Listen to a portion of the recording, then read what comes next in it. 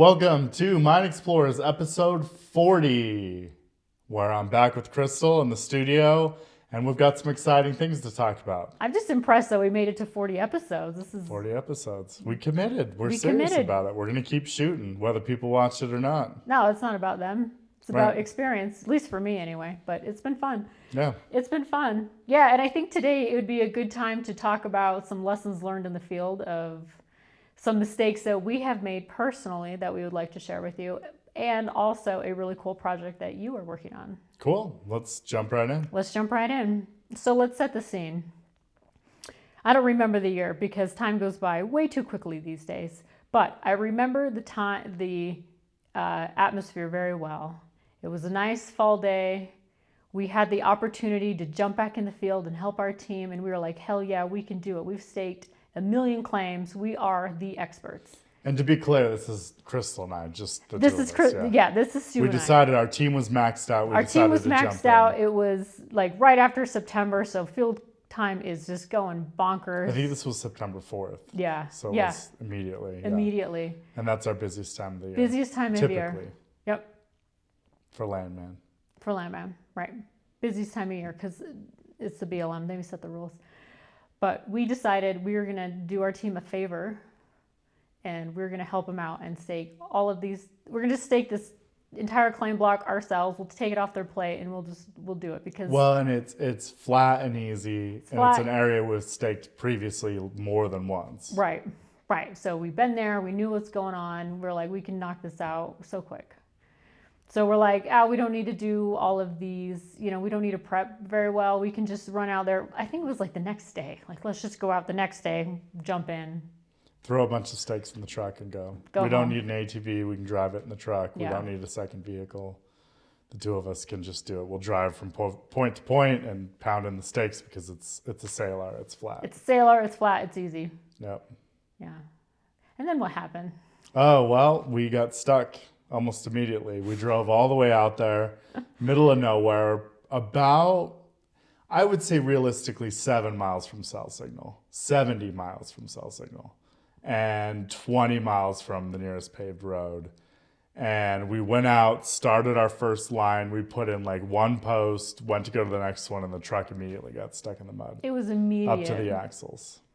Yep. Immediate. Mud and clay, slippery clay. Slippery. The worst kind of mud out there. We didn't have traction plates. We didn't have jacks. We didn't have a winch, although there's nothing to winch off of, so that wouldn't have mattered. But we didn't have any equipment. We didn't didn't have a secondary vehicle, so it's not like we got an ATV stuck and we still had a truck for safety. Right. That was our vehicle. That was our vehicle. We didn't have any overnight gear. We didn't even pack a lot of food. It was just enough for that day, and then the idea was to get home. Back then, I probably could have not eaten for a month or two and been fine, but now I'm running a little trimmer. That sounds scary. Yeah, well, you don't want to hang out with me after 2 days of not eating. For 20 minutes, honestly.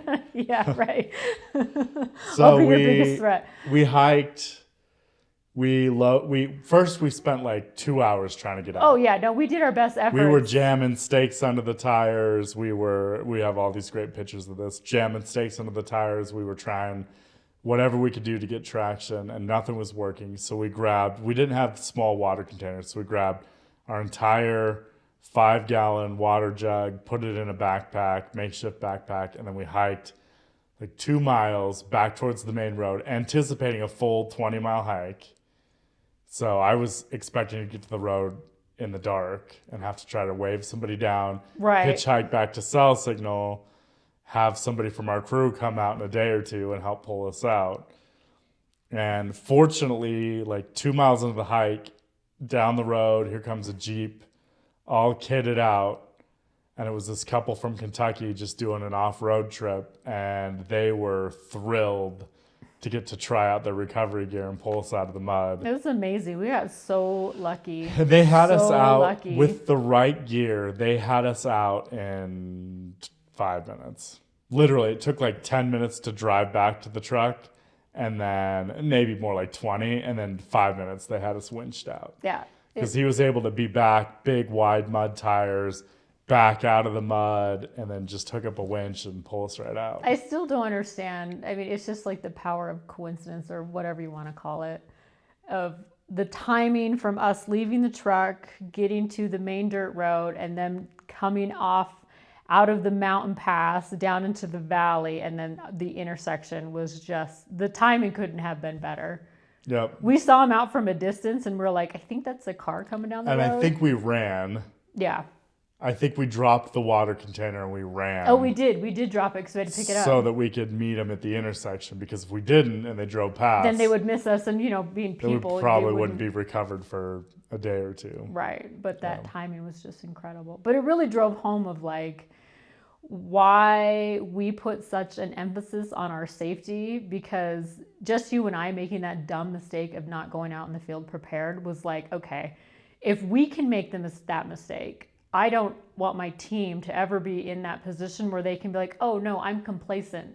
Like, or, even have that opportunity of like, oh, we're good enough, we don't need to prepare, and then have that complacency come in, and then, because you just never know what can happen. Because we've been here before, we understand the conditions, we're going to be great. Yeah. And then it gets better. That's just the beginning. So a week later. Sometimes we take a little bit longer to learn lessons, and we do our absolute best to make sure that our team doesn't do the same thing.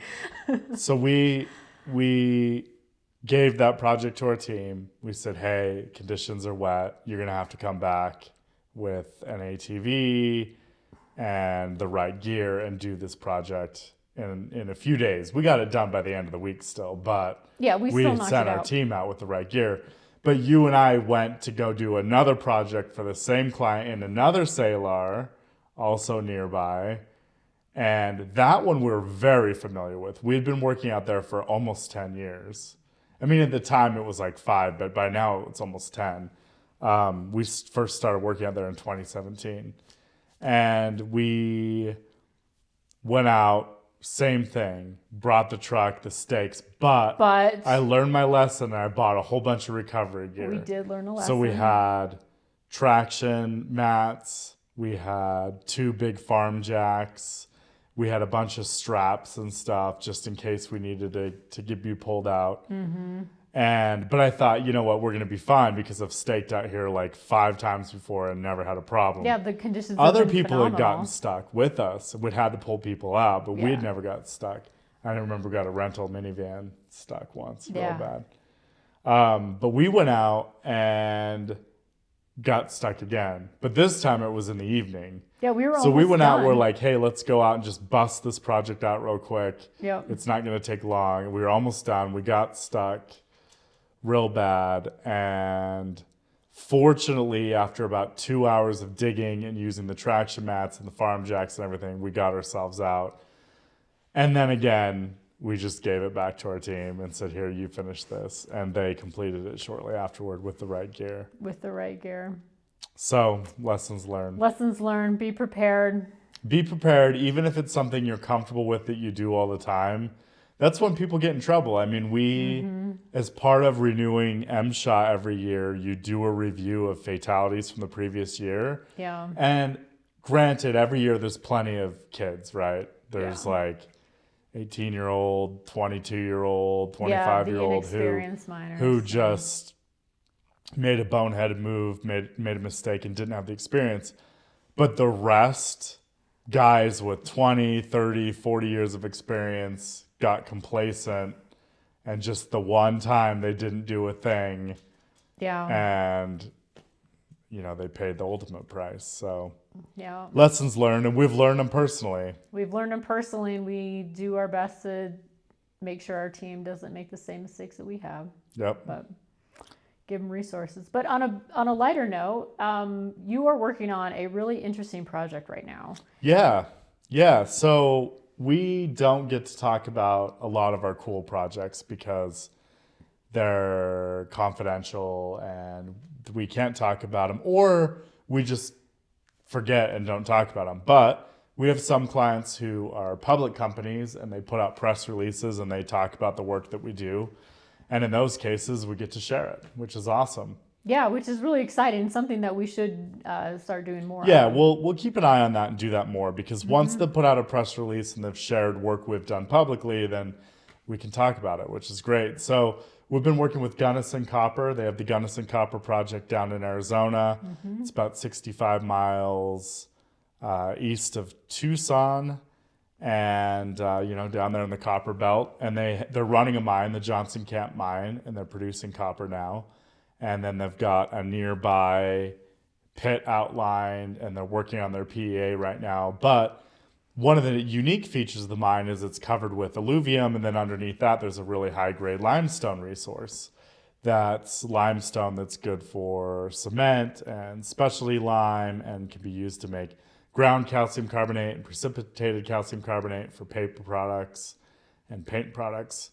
And they hired us a few months ago to come out and analyze that limestone. And so we went out and we did some sampling and testing and compared it against standards and benchmarks. And we identified potential markets for those products.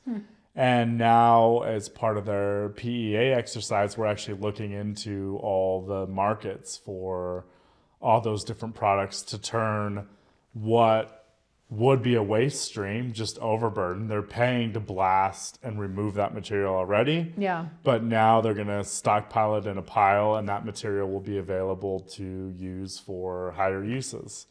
And I'm leading that myself. That's awesome. No, That I love economic that analysis. idea of them making a profitable revenue stream out of what was a waste product. Yeah, it's fantastic. I mean, that Yeah. limestone is high quality. It can be used to make cement. It can be used for a lot of other products. And instead of treating it as waste, there's ways to monetize it. Yeah, it's And they've got fantastic. so much of it. I mean, it's a huge amount. They've got tens of millions of tons of this material. So Right. yeah, so I get to do the fun part. We had our geologist Steven go down and look through the core shed and pick select samples and coordinate all the testing, and then write a report saying what the material's qualified for. And then I get to do the high level economic exercise of figuring out the best uses, and then ultimately putting together the numbers for the PEA, which Cool. will be upcoming in the near future. So No, that's fantastic. yeah, it's exciting. It's an exciting project, and it's fun, and it's something that we talk about a lot.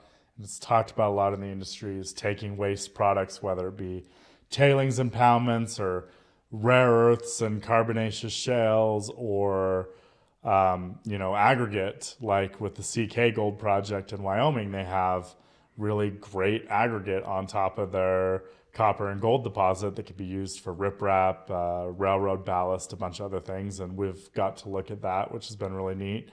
But there's real examples now where people are actually finding economic ways to monetize waste. So Why it's not? great. Yeah, and for companies that, like, you're a copper miner or a gold miner, yeah, you don't necessarily have the experience or expertise to start a cement mine or an aggregate mine or something like that.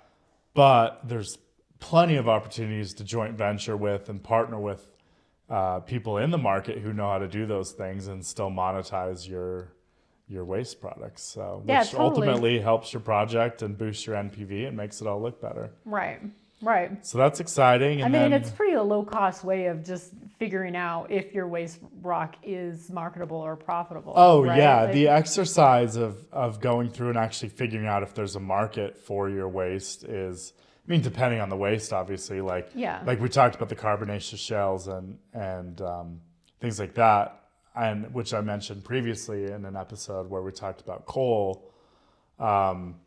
That process of figuring out if the coal was economically extractable, there's pilot plants, a bunch of testing, and everything else. But for things like aggregates, high quality limestone, things like that, it's a pretty simple, cost effective exercise to see if it makes sense to Right. pursue it.